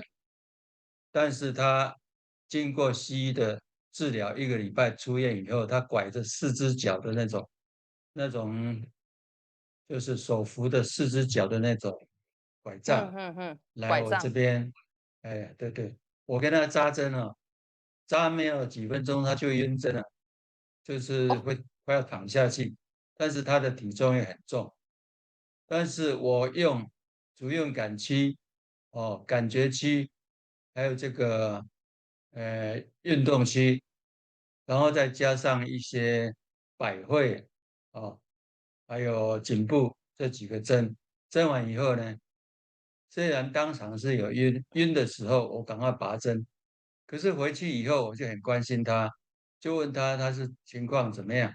那第2天，他的老婆就说他经过你一针就觉得精神好很多，所以说你认为是晕针是没效吗？也不一定，说不定晕针的时候他感觉特别强烈，也不一定啊。所以就是扎了没这个几分钟患者呢，就对了。扎才没有5分钟他就晕了，哦，他就坐在我旁 OK，边就晕了。好，但是他的我先给他翻译一下。效果还算不错。好，So he said that you can treat stroke patients. However, 3 years is a little long. He was telling us, yeah, just last week he treated a patient who had a stroke 2 weeks ago. So the patient came in, was in the hospital for a while, and when he was discharged, he had to walk with a cane, the 4-legged cane. So they came to his clinic. He needled the motor area, sensory area. These are the areas that Dr. Zhao uses, and Dr. Tai. Dr. Tai is the one on our eLotus core platform, the scalp acupuncture specialist. You can go on to the core section. Myra, can you put Dr. Tai's section in the chat room? Anyway, so the motor and sensory area. And then he also needled some neck points along with Bai Hui. Then he said the patient had fainting needle. So within this 5 minutes, when the patient started to have fainting needle, he pulled out all the needles. But then after the patient went home, the next day, Dr. Song wanted to know how he's doing, so he called. And the patient's wife said that he felt a lot more energy. So Dr. Song was saying that, even with that little amount of time of stimulation and the patient felt fainting, it still worked. So the question is, when is the golden time and after when does it not work anymore? Let me ask him this question. So 宋老师，这个中风以后啊，你觉得是多久以内比较有效，多久以后是没什么效？如果超过1年以后就比较没效，如果是在前面3个月以内都效果不错。像这个中风呢，1个礼拜多就马上来针，就是第8天就来针了，所以这种效果情况就不错。而且他在中风，他老婆说他在中风一开始第1天，趁着西医不注意的时候，他就喂给他小细面汤。这个小细面汤呢，他1天吃了3包，所以他在出院7天出院以后，他就可以走路了，但是他要扶着4只脚的拐杖。如果是一般的人呢，1个礼拜是出不了院的，就算出了院，也是一手一脚的，就是走路会很迟钝。但是他因为偷偷吃了我的小细面汤，所以他在1个礼拜之后呢，他就可以出院了。出院走路呢，就跟正常人一样，只是他没有力而已。所以他真糟糕。第8天又赶快来找我，找我，所以扎针可能跟他的吃药也是有关系。那他为什么会吃这个药呢？因为他之前给我看病的时候，她的老公呢，在之前的2年，他就有小中风过，也是被我治好。然后他就问我怎么办，我就说我就开小细面汤给他吃，所以没有多久他就好了。他就觉得很奇怪，哎，这小细面汤已经中风好几个月还可以好，他每一个礼拜都来扎。那这一次呢，他就记得我的话，一中风就是吃小细面汤，所以他就吃着来。但是他也有吃西药的抗凝血剂，这个就是这个病人的经历，所以他现在呢慢慢在恢复当中。Okay. 好。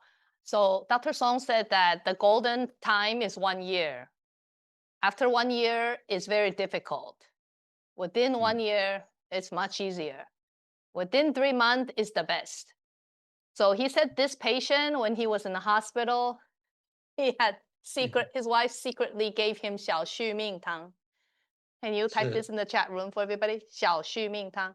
XIAOXUMINGTANG. 小续命汤 is a formula for stroke. So the reason why the patient's wife knew to feed this formula to him secretly was because he had a mini stroke about 3 years ago. And so Dr. Song had been needling him and treating him with 小续命汤 before. So they know that if he ever gets a stroke again, he needs to take this formula.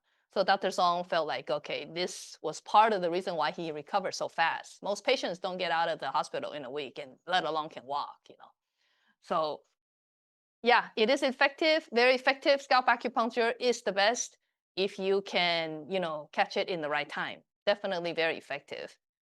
Okay, next one. 看看下一个哈。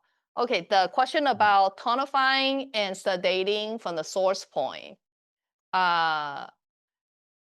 Is that clear, everybody? When you find the source point, if you want to tonify, you start 1.5 tune away from the source point, needle in. The needle has to be in the scalp, 1 tune. If you want to sedate, go outward, 1.5 tune, but then 1.5 tune needle, start at the source point, and then go in 1 tune in the scalp.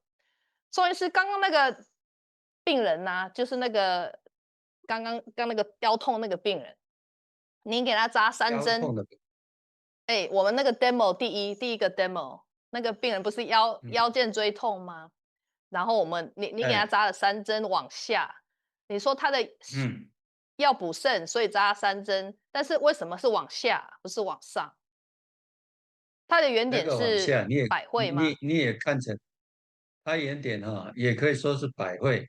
如果百会，但是3针往下从百会3针往下，你可以这个针向指向它的肩椎，这个也是一个它的气针的气会往下往这个肩椎方向走，这个也是一个方式啦。这个叫做定性针法，不是定位针法。就是它有这个个性，针向着病位的时候，它会治那一边的病，所以也不一定是往上往下。但是我们如果是用定位的方式去思考的时候，你会认为说，我百会应该要往前啊，怎么是往下，对不对？对。所以这个针是灵活应用的。当你譬如说要做坎离济济的时候，那离是往后，那坎是往前，变成2针相对嘛。但是你要治肩椎的时候，你可以往下，这个时候就是用另外一个思考的方法，思维就是用针指向你的肩椎。那另外一个思考方法，你也可以把强肩当成原点，强肩当成原点。那你从百会往下，是不是针对着强肩？那也是另外一个思考。所以你要看怎么样，你这样做也是对。你如果以强肩为原点，那你从百会下针也是补的意思啊。强肩的下方从脑部往上的话，就变成水火既济。所以这个看你怎么思考，所以你怎么解释都是对的。都可以。Okay, so here we go. 这样知道吗？ Chinese medicine is so special in that when you're explaining, it all makes sense. But what works in the clinic is a totally different story. Because I have teachers who really can explain everything, but just cannot produce results. And there are teachers who can produce results, but cannot explain to you why. Let me tell you, in regards to this case that we saw earlier, demo 1, he was trying to tonify the patient, right? So he used 3 needles to strengthen the effect. But we didn't see him needle towards the source point, if the source point is Ba Gua, right? He needle away. That is because, number 1, there is another theory that wherever you direct the needle tip is where the qi is going to go. So because the patient has back pain, sacral pain, you need to direct the qi downwards to where the pain is, right? On the occiput, you needle downward to the site of the problem where the pain is. Now, it makes sense any way you explain it. The other explanation Dr. Song gave was, if you're looking at Ba Gua as the source point, right? Needling downward is basically sedating. However, if you use a lower point like EOP or the neck as the source point, if you're needling downward, then that's tonifying. So theory-wise, it all makes sense. I feel personally that because this is a acute condition of a chronic case, just like using herbs, I like to use the acute neck and shoulder formulas or the back support formulas because it's an acute problem. There is more qi and blood stagnation. So when you use the Ba Gua away from the source point, you're treating an acute condition. Later on, you can reverse it and then needle towards the source point to tonify. So later on, you use the herbs that are more strengthening, tonifying to fix the tendons, instead of getting rid of qi and blood stagnation. So for acute exacerbation of chronic conditions, you use whatever it is that can get rid of the pain there and then. That would be what the patient is looking for. And I have seen Dr. Song use both too. 1 needle up, 1 needle down to achieve both purpose. And that will be next year's when we talk about case studies. He gave me like 49, 50 case studies that I translated. And he has pictures of where the needles are and why he evaluates what's the problem, why he picked those gua, and how does it work, and how does he needle them. Okay, next one. Does the patient feel lightheaded or dizzy when they're getting needle? 所以宋医师这个下一个问题就是说，病人他在扎头针的时候会不会觉得晕？然后您是说睡不好的病人或疲惫的病人会晕针，对吗？是，如果是这个人像这个中风的，刚刚举例那个中风的，他来的时候就说他这1个礼拜都没睡好，所以他很疲劳。但是出院以后他不得，因为要赶着把中风赶快治好，所以他又急着赶来针灸。所以那一天他晕针的情况，他老婆说他就是睡不好，所以扎下去以后。就看着她的老公就一直晕下去，我就问他，他就没有睡好，他老婆就说他没有睡好，他没有睡好，他很累，所以在疲劳跟没有睡好的情况之下，那这种人就很容易晕。还有一个贫血的人、虚弱的人，他也很容易晕，很敏感的人他也会晕。这几个一般来讲，如果他体质比较壮实的人，他晕的情况是很少的。Okay. So Dr. Song said usually strong patients won't have fainting needle or lightheadedness. It's those people who didn't sleep well, who are tired all the time, or the weaker patients, anemic patients, you should be more careful. That they might have fainting needle or lightheadedness. Okay. Next question. ADHD. I have patients with 2 kids with spectrum disorder, ADHD or autism. What can we do to needle them? So Dr. Song said you use Xinghui, do 22, needle towards do 24. Use 3 needles. needle from 22 to 24.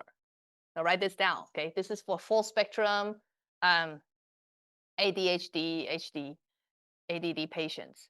And then next, you use 神庭往性会扎3针. Then you do 3 more needles from 24 to 24 to do 22. So you have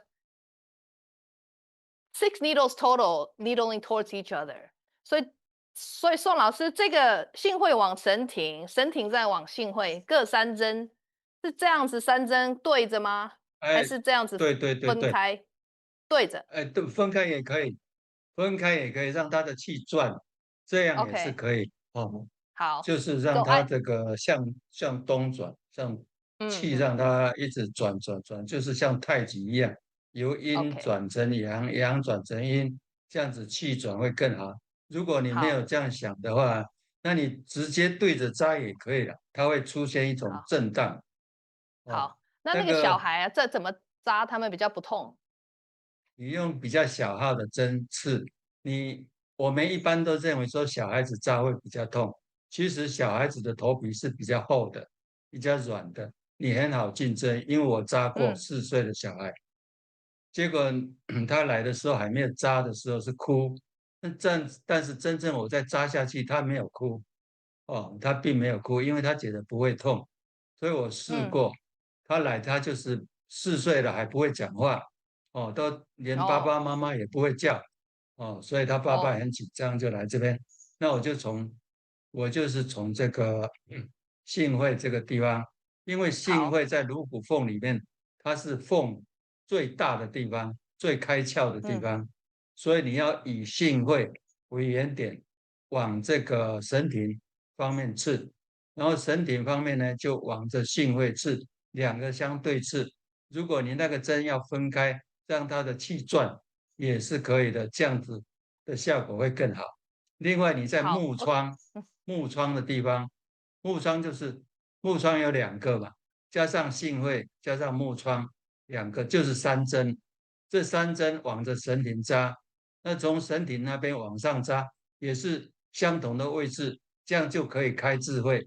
因为3针两两相对的话，它的气就会更强，就会开启他的智慧。因为我们的智慧就是在性会到身体这个地方有12对神经，哦，所以你采取这个方式会更好， OK，会很容易让 Alright, 它开 great. 窍。I learned something new today. You guys should try this tomorrow because he said this protocol is not only good for kids with the spectrum disorder, ADD, autistic patients. He uses on a 4-year-old patient who cannot talk, until 4 or 5 years old, he said. I can't remember. But a little kid who couldn't talk.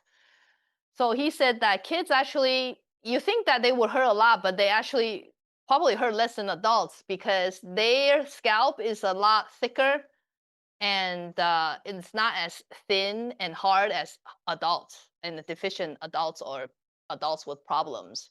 So with the kids, he needles 3 needles, okay, again, from do 22, 3, let me get my skull here.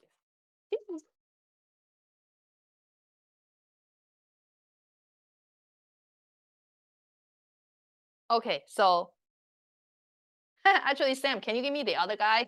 Hi, the one with the beautiful head. Yeah, that one is better.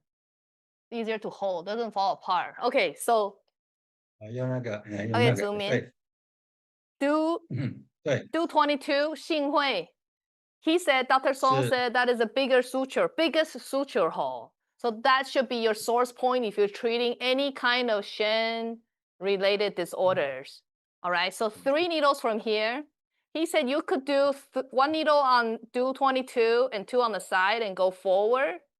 And then 3 more from 24 up. You can have these 6 needles facing each other like this, or best to do it like how we were talking about it, to make that yin and yang circulation, right? Remember we talked about the clockwise circulation? So if we're doing clockwise, is it like this or like this on the head? Like this on me here, like this or like this with clockwise. Just imagine it's water that you're trying to push water. If you're pushing water this way, it'll go this way, right? And this one pushing water this way. So then it's gonna have a clockwise effect, not the other way, all right? Okay, what else did he say? Let me see what I wrote down. Oh yeah, for kids, he said you use smaller gauge needles. And then also you can add 木疮. That's another point. I don't know what the English number is. If any of you could help me in the chat room, 木疮, what is the English number? So you needle that point towards 224 too. So all of these needle together will help your intelligence. So for all of us studying Bagua Scalp Acupuncture, trying to enhance our neuroplasticity and also our brain functions to learn this information better, you can needle these points. Dr. Tai, which is also Dr. Song's teacher, he also tried this, before his board exam, he needled a bunch of points to improve the intelligence, and it worked really well. Okay. Oh, thank you, Lisa. Gallbladder 16 is 木疮, so use that needle towards 224. Okay, next question. Phantom limb pain, does it work? 所以宋医师，你有没有治过这个手脚断掉，但是还是有痛的病人？没有。这个没有试过，但是你想想看，只要是他讲的是说手脚像麻掉一样，像没有感觉，对不对？对。那你就是用四肢的感觉迟钝的话，我们就可以想到哪个地方8个卦哪个地方是讲四肢的呢？就是艮跟坤，艮跟坤是脾，坤是脾，艮是胃，不管胃还是脾，它都是在外的卦，是主四肢，所以你就可以用艮坤来对刺，然后加上一个对往外，或往内都可以，虚震就是对往内，然后艮坤是对刺，这样子的话就可以唤醒他四肢的感觉。但是有像他这个学生提出来的这种那么严重的吗？我就不知道。但是我是最近曾经试过，就是有一个女生小姐，她就是叫做撞车了，就是她的车子被追撞，撞了以后她的右手的外侧就觉得没有感觉，会痛，不能摸，她的手肘不能摸这一段。那我想说这个地方不能摸，要怎么扎？我就用艮坤对刺，吃完没有5分钟，你再摸，它就说不痛了。所以你可以试这个方法，用八卦的艮坤，它是主四肢这个特性，你去试这种方式。如果不行，我们再加其他的啊。好。So he said he's never treated phantom limb pain, but if he were, he would choose the gua that is responsible for the extremities. And that would be Geng Gua and Kun Gua. Geng Gua is here. Kun Gua is here. So this is the 1, 2 o'clock gua and the 7, 8 o'clock gua. One of them is for the arms better, and the other one is better for the legs. But that's for the phantom limb pain. That is going to be one of the class next year on how to treat extremity pain. We'll talk about those 2 gua in more detail and also what else you can add. So I broke Dr. Song's class into back pain, hip pain, sciatic pain. That's one class coming up in August. The next one is on the 4 extremities, how to treat that. And the next one after that is head, neck, and shoulder. That covers everything. Then the class after that is his 48, 49 case studies. And finally, at the end, is the comparison of the major scalp acupuncture teachers and how their mapping is on the Do channel. So those are the courses that I'm going to be doing for scalp acupuncture. It's really all a very intro type class. I personally don't have that kind of experience like these masters, the teachers, but I want to help open this door for you so that you can go down this rabbit hole to learn more from the specialist, whoever teaches it, so that you can be really good at it, because it's very super effective. Okay, next question. Does Dr. Song create hexagrams with the Gua? Yes, he does. That's in the complete Ba Gua class where he'll talk about some of the most common hexagrams that are used in medicine. If a patient has high blood pressure that is controlled by medication, can we still use this? 宋医师，如果一个病人有高血压，可以用八卦头针治疗吗？